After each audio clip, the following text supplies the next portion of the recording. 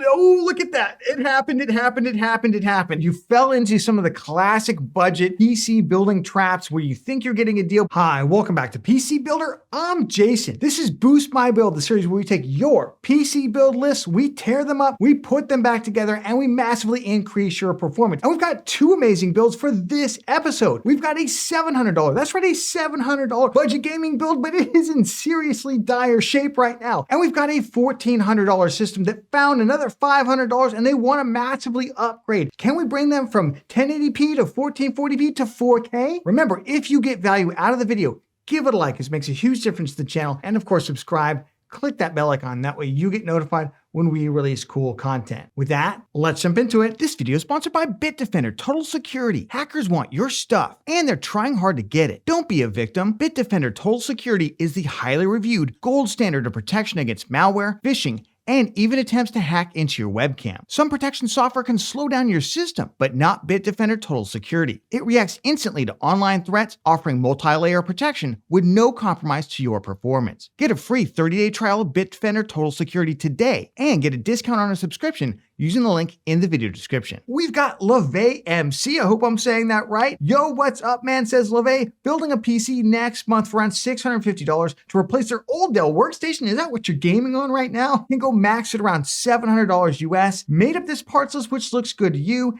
And you'd like some advice if possible, primarily for gaming. $700, a little tighter, but as we've seen with all the pricing coming down in our Starfield builds earlier this month, you can definitely build a good gaming PC for around that price point, as long as you don't fall into some classic budget PC build traps. And oh, look at that. It happened, it happened, it happened, it happened. You fell into some of the classic budget PC building traps where you think you're getting a deal. Let's go through this really quickly. You finished at $665.48. And honestly, I'm just not seeing even that level of performance. As little money as that is, I'm not seeing that level of performance here. If you put all this together, it would boot. It would boot, it would be fine, but I'm seeing some problems here. Some problems that I actually think we absolutely need to address. Let's start off where else? The GPU. You went with an RTX 3050, the MSI Gaming X. Honestly, they're all kind of the same. The 3050 is basically a GTX 1660 Super with 8 gigs of VRAM instead of 6, and you can use DLSS on it. And for $230 in 2023, it's a terrible value, absolutely terrible. Nobody should be buying this GPU. NVIDIA should be selling this GPU for like $150, not $230. Absolute ripoff. The RX 6600 by AMD Radeon, you could get right now in September, and you could get Starfield with it. Starfield with it. For this price, you get a 6650 XT, still 8 gigs of VRAM, but absolutely demolishes the 3050. You could almost get a 3060 12 gigabyte, which I would strongly prefer instead of this. So lots of other GPUs out there. This is just not it. And then I was surprised to see the Ryzen 5 3600. They are not really producing the CPU, that, at least in my understanding. And I will say, anytime you see the plus on a PC part picker listing, under an Amazon listing, after the price, if you see a plus, that means there's something kind of odd going on. Oftentimes it means it's out of stock, it's used, or it's third-party seller, or some kind of crazy situation. Now in this case, it's Antonline. Antonline is absolutely fine to buy from. They're a pretty good store. $95 where there's only one in stock, and it's kind of a weird situation. The Ryzen 5500 is the same level of performance as the Ryzen 3600. 3600 has double the cache, but the 5500 is a newer architecture, so they basically trade blows. You wouldn't be able to tell them apart. I don't mind upgrading the cooler. It's just not the first thing I would do. I do like the id cooling SE214XT, great RGB cooler for $17. There's a lot of these budget tower air coolers, but I would have gone with a Ray Stealth included air cooler until I could at least get a decent-ish level of GPU performance. The motherboard, I don't love this motherboard. It's just a cheap motherboard, the MSI B450M Pro VDH Max Micro ATX, blah, blah, blah. Look, it's an ugly motherboard, but it works. It's a B450. It's about the same price as the Asus board that I always recommend, the B450. I think it's M-A Prime 2. That runs about $79, $80. So both of these are absolutely fine. The other one that I usually recommend has BIOS flashback. Sometimes you need it. I think we're getting to a point where you don't. This would be perfectly adequate. And I would say, if you thought you were getting PCI Gen 4 with the Ryzen 3600, you will not get it with the B450 motherboards. You have to go B550 and spend another $20 or $30 on the motherboard. It's not just something we want to do. But here's a major failing right here. You actually got two of these sticks, these Crucial green PCB crappy DDR4 3200 CL22 RAM. I mean, CL22, wow. Basically, they've taken really garbage silicon, they've pushed it way too fast on the frequency, and as a result, they've had to loosen up the timings. Check out our best RAM for gaming video if you're unclear on how to kind of really evaluate the speed of RAM based on the speed and the cache latency. But this is really, really terrible stuff. We want 3200 CL16 at a minimum. And honestly, 2 of these sticks is costing you like $34. You could have gotten a cheaper and cooler looking kit that actually is the right speed. I don't love that we've done this whole small SSD, big hard drive, 500 gigs at this price point, not terrible, but for $25 for the Western Digital Blue SN570, which I do like the drive, just his size, 500 gigs, we could have just spent a little bit more money and gotten 1 terabyte. And instead, what you've done is you've actually added in this hard drive for $40 for 1 terabyte. Oh my goodness. A Western Digital Blue, you can get a 1 terabyte SSD for this price. We should just smash all this together, save a little bit of money, and get a 2 terabyte SSD. The case, yeah, see, the case is another problem here. The Montech X3, I'm like, oh, I thought they stopped making this case. I believe they did. Again, with the plus sign after the Amazon listing here, you click through and look at that. Yeah, it's completely out of stock. Now, you might be able to find these somewhere, but we're gonna have to get you a different case. The Montech Air 903 base is the one that they've replaced it with. Maybe we'll get that one instead, but we will need a different case than this one. Power supply, this is I believe it's a D tier rated unit. I would not use this even in a budget gaming PC build. I want to see C tier or better. Let me know down in the comments. I'm just remembering off the top of my head, I think the S12-3 by Seasonic is D tier. It's definitely not C tier or higher. I know that. So let's get you a PSU that's not going to blow up your rig. So for $665, there's a lot of issues with this build that we really, really do want to correct in order to get you the performance level that you deserve, which is way higher than this. We can get you a great gaming PC. All right, I call this the $700 welcome to 1440p gaming PC build because you are going to be playing at 1440p or super high frame rates at 1080p. It's really up to you.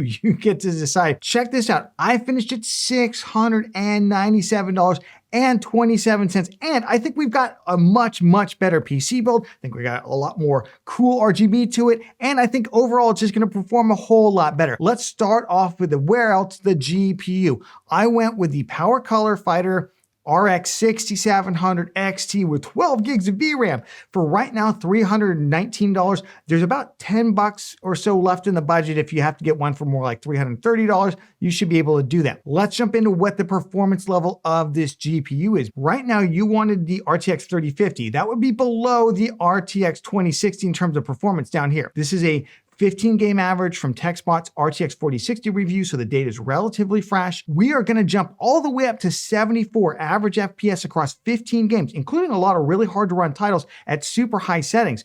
So you are going to get a 1440p capable GPU in easier to run titles like Fortnite or League of Legends. You're going to get tons and tons and tons of frames in that thing. So I really think this is the direction to go. And you're going to get 12 gigs of VRAM. That's important because you're going to be able to play every title at 1080p and even 1440p, and you're not going to run out of VRAM. So this is the card for now and into the future. For the CPU, I just replaced the 3600 with the Ryzen 5 5500, essentially the same level of performance. The 5500 comes with the included Wraith Stealth Cooler as well. So 2 thumbs up there, $91.34, essentially the same CPU as you had. I did switch out the motherboard. I just went with the Asus Prime B450M-A2. If you like your board better, go ahead. I just like the safety of BIOS flashback in case anything goes wrong with this. You can always flash that BIOS, kind of re-update it. $79, there's only about $4 of difference between the two. So if you do like the look of that MSI board, which I know I called ugly, but this board's not any prettier. So either way, for the RAM, we just went and got you a sane kit of RAM. That's the silicon powered DDR4 3200 CL16. We've recommended this a million times. We've used it a million times in builds. $29.97, super cheap, and this is what you want. For the drive, we went ahead and got rid of that silly hard drive and small SSD combination, and we got you something way, way better. We got you a 2 terabyte NVMe SSD for the same price. Actually, I think a little bit cheaper than you were going to spend on the hard drive and SSD combo. So it's all SSD space, and we got 2 terabytes instead of a terabyte and a half. This is also really nice because that motherboard, most of the B450 motherboards only have one M.2 slot on them. So we're going to completely fill up that M.2 slot with tons and tons of storage right now, so you won't need to add more in the future. For the case, honestly, there's tons of actually good cases right now in that middle of the market for about anywhere from about $50 up to that $69 price point that you were looking at. I went with a micro ATX case, one of my favorites, the BitPhoenix Nova Mesh here. There's an all black version, there's an all white version. You can just decide and pick whichever one you like better. $59, 3 ARGB fans. It's got a PSU shroud, it's got glass on it, front mesh on it, just fantastic value case. And finally, we've got our old friend, the APEVA PR 600 watt Prestige. That's right, this is a 600 watt, 80 plus gold certified, and it's C tier rated on the PSU Cultist list. Unfortunately, the bottom end of the PSU market is still a mess, and this is our good friend right now. We can't really find anything cheaper. We used to get units for about like $30 to $50, but now $52 about the floor. This is a great unit though for 600 watts. So all told, for $697, you're gonna get an insane value gaming PC that's gonna give you 1440p levels of performance. Right now, we fixed your RAM situation. It was totally crazy. We got you 2 terabytes of SSD storage as opposed to hard drive storage. We way upped your GPU power on this, and we right-sized the case and fixed that really, really bad power supply. So I hope you feel like your build is boosted. We've got Salsa something. Hello, Jason. I want to submit this build. It's coming at $1,430 right now, but their actual budget is $2,000. They just don't know where to put the extra money in to up the performance. They want to be using the PC for 1440p gaming. They want to play Rust. They want to play Baldur's Gate 3. They're going to do some photo editing, possible video editing in the future, and they need lots of help. They're not committed to any of these parts. They just don't know what to do. All right, Salsa, we're here to the rescue. Let's see what you got. Very interesting, very interesting. That's what the word I'm going to use right now, because honestly, we know that we're going to completely change this build. Let's see what you got for $1,431. I'm not seeing $1,431 worth of performance here, which is okay because we're going to go up to $2,000. And I know you said you were really, really confused. Let's start off, wear out the GPU. RX 6800 XT for $499. I don't hate it. 7800 XT is out of stock right now.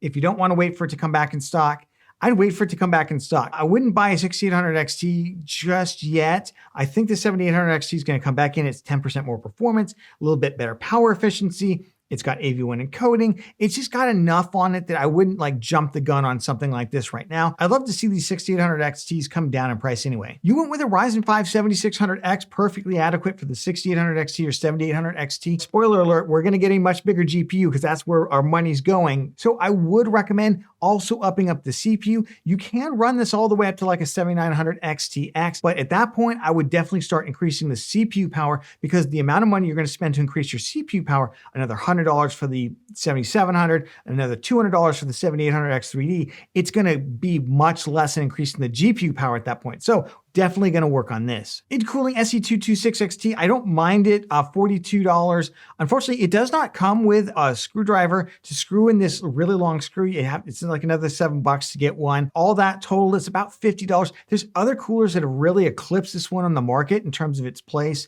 I can think of several off the top of my head, and I think we're going to go that direction instead. Yeah, we went with just kind of a ho-hum motherboard. I certainly understand why. There's nothing wrong with the B650M. DS3H, it's entry level, it's down to $135, so you really can't fault it in terms of its value either. It's great, but at the $2,000 price point, I might want to see slightly better board. I'd love to see one with Wi-Fi in here, not because I care about the Wi-Fi, but because I care about the Bluetooth connectivity that comes with it. I don't want to have to buy a separate dongle, just some quality of life features. I don't like the RAM. I know 32 gigabytes of DDR5, 5600 CL36. To me, that's right on the edge of viability. I know in my 7600 build guide, I said you could start with that if you were in a tougher market for RAM and it was more expensive, but especially in the US market, there's no reason, especially right now, since AMD released their AGESA that basically made compatibility with DDR5 super easy. Silicon Power A61 terabyte, this is fine for a more budgetish. I'd love to see a little bit more money invested in the drive. I'd love 2 terabytes here if we can at $2,000. And I'd love a drive with DRAM. I mean, it's not that much more. We're not super budget. I absolutely